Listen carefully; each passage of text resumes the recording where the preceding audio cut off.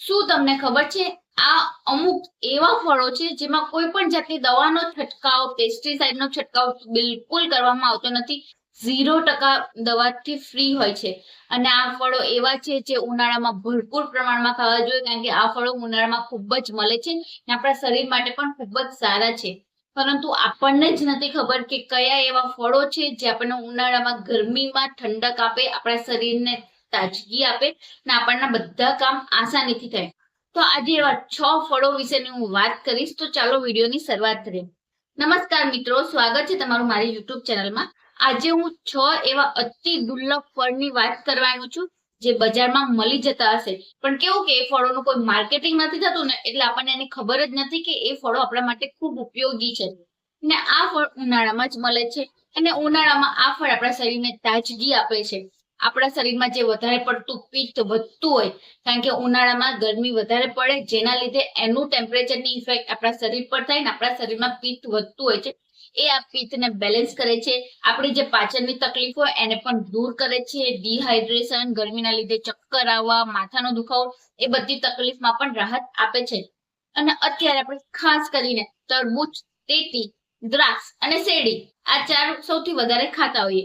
પણ આની સિવાયના પણ અમુક એવા ફળો છે જે ઉનાળામાં આપણને તાજગી આપે છે, કારણ કે આ ફળો એવા છે જેમાં આપણને ક્યારેક શંકા થાય કે આમાં દવાનો તો છંટકાવ કરેલો જ હોય છે.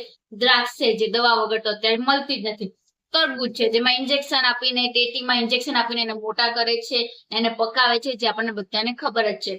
ત્યારે આપણે એવી વસ્તુઓ શોધતા હોય કે જેમાં કોઈ પણ જાતની દવાનો છંટકાવ ના થતો હોય. તો આ એવા 6 ફળ છે જેમાં દવાનો છંટકાવ બિલકુલ નથી થતો. તેમાંનું સૌથી પહેલું છે સેતુર. ઘણા લોકોએ નામ પણ નહીં સાંભળ્યું હોય કે સેતુર નામનું એક ફળ છે. ઇવન મેં પણ મારા કોલેજ ટાઈમમાં સાંભળ્યું હતું કે સેતુર એ ફળ છે જેને ખાવામાં મજા આવતી હોય છે. આ ફળ જ્યારે કાચું હોય ને ત્યારે લાલ કલરનું અને ખાટું લાગે, ને જ્યારે એકદમ પાકી જાય ને ત્યારે એકદમ કાળા રંગનું અને મીઠું થતું હોય છે. આનો જે મીઠો અને ખાટો રસ છે ને આપણને ઉનાળામાં આપણા શરીરને ઠંડક આપે છે, આપણને ગરમીથી બચવામાં મદદ કરે છે, આપણે પેટની જે પણ તકલીફ હોય એને દૂર કરવામાં મદદ કરતું હોય છે. અને આ ફળ એવું છે જે બજારમાં મળી જતું હોય છે અને ખાસ કરીને ગામડે આપણા ખેતરના શેઢા પર સેતુરનું ઝાડ હોય જ છે. માટે સેતુર ઉનાળામાં બની શકે તેટલું ખાવું જોઈએ, કારણ કે આમાં કોઈ પણ જાતનો દવાનો છંટકાવ નથી થતો અને આ ફળ નેચરલી રીતે આપણને ઘણી બધી જગ્યાએ મળી આવતું હોય છે. તો આનો ઉપયોગ કરીને આપણને ઉનાળામાં શરીરને ટાઢક આપવી જોઈએ. તો નેક્સ્ટ આગળ વધીએ અને વાત કરીએ બીજું ફળની. એ છે તાડફળી, જેને આપણે ગલેલી કહેતા હોય છે. ગલેલી જે બધાને ભાવતી જ હશે, કારણ કે એને ખટ્ટો મીઠો સ્વાદ કે ક્યારેક સ્વાદ વગરની ગલેલી ખાવાની પણ કેમ મજા આવે, કારણ કે ગલેલીમાં સૌથી વધારે પડતા પ્રમાણમાં પાણી રહેલું હોય છે. એ સૌથી ઝડપથી આપણા શરીરને ઠંડક આપવાનું કામ કરે છે અને આમાં કોઈ પણ જાતનો દવાનો છંટકાવ થતો નથી. અને માટે જ જ્યારે ઉનાળામાં આપણે બપોરના સમયે બહાર નીકળવાનું થાય ને, ત્યારે મિનિમમ 1 થી 2 ગલેલી ખાઈને જ નીકળવું જોઈએ, કે જેનાથી આપણા શરીરને ઠંડક આપે, આપણને તાજગીનો અનુભવ થાય અને આપણે ગરમીથી જે લૂ આવે છે એનાથી આપણે બચી શકીએ. આપણને ડિહાઇડ્રેશન, શરીરમાં પાણીની ઉણપ, એ બધી તકલીફોથી પણ આપણે બચી શકીએ છીએ. પરંતુ ગલેલી ખાતી વખતે ખાસ સૂચના ધ્યાનમાં રાખવી જોઈએ. ગલેલી પચવામાં ભારે હોય છે, માટે એને રાતે ખાવાનું ટાળવું જોઈએ અને તમે દિવસ દરમિયાન ગમે ત્યારે એને ખાઈ શકો છો. નેક્સ્ટ આગળ વધીએ અને ત્રીજું ફળ છે એ છે કમરક. કમરક આપણે જ્યારે લારી પર બધા ખાટા ફળો હોય છે એની સાથે જોતા હોય, કશે દરિયા કિનારે ફરવા જોઈએ ત્યારે પણ એ લોકો કમરક લઈને બેસતા હોય છે અને આપણે કમરક ત્યારે ખાતા હોય છે. એ જ્યારે કાચું હોય ત્યારે લીલા કલરનું અને થોડું ખાટું, અને જ્યારે એકદમ પાકી જાય ને ત્યારે પીળા કલરનું અને મીઠું લાગતું હોય છે. આમાં સૌથી વધારે પડતા પ્રમાણમાં પાણી અને વિટામિન સી રહેલું હોય છે, જે આપણને ડિહાઇડ્રેશન, ચક્કર આવવા, શરીરમાં પાણીની ઘટી જવું, એ બધી તકલીફોમાંથી રાહત આપે છે. સાથે એમાં વિટામિન સી રહેલું છે, જે ઉનાળામાં આપણી ઇમ્યુનિટીને સ્ટ્રોંગ બનાવે છે અને ઉનાળામાં આપણને ઇન્ફેક્શન થતા રોકતા હોય છે. પરંતુ આ ફળનું માર્કેટિંગ થતું નથી, એટલે આપણને ખબર જ નથી કે કમરક આપણે ખાવા જોઈએ. તમે આ ફળ દિવસ દરમિયાન 1 થી 2 વાર ખાઈ શકો છો.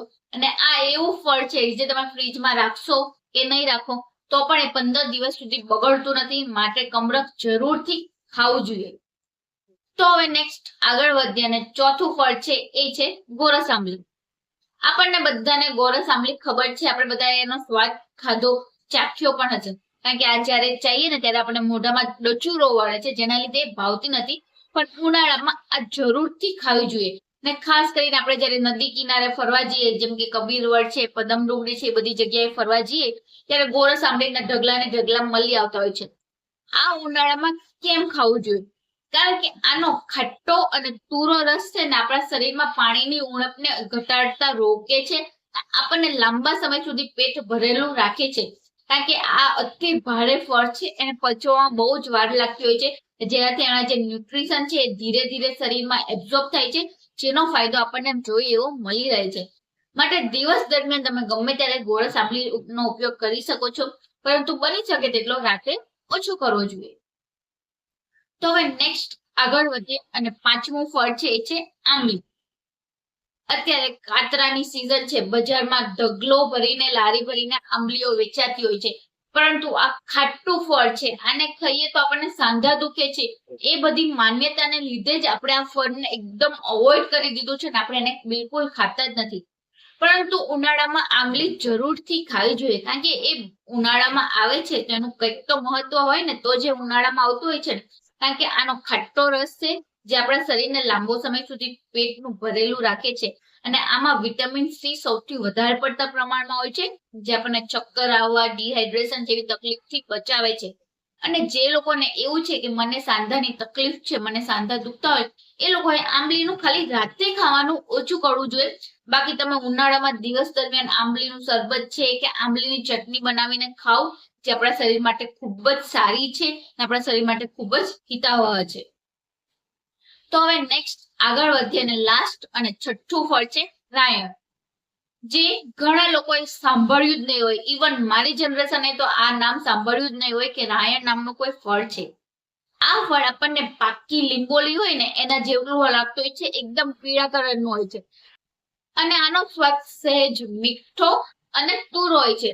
રાયણ ખાવાથી આપણા શરીરને બળ આપે છે, આપણી ઇમ્યુનિટી વધારે છે, પાચનને લઈને જે પણ તકલીફ હોય એ બધી તકલીફ આપણને દૂર કરે છે. અને રાયણમાં સહેજ પણ દવા છાંટવામાં આવતી નથી, માટે ઉનાળામાં રાયણનો ઉપયોગ જરૂરથી કરવો જોઈએ. બજારમાં તમને જ્યાં મળી રહે ત્યાંથી થોડાક રાયણ લાવીને ખાવા જોઈએ.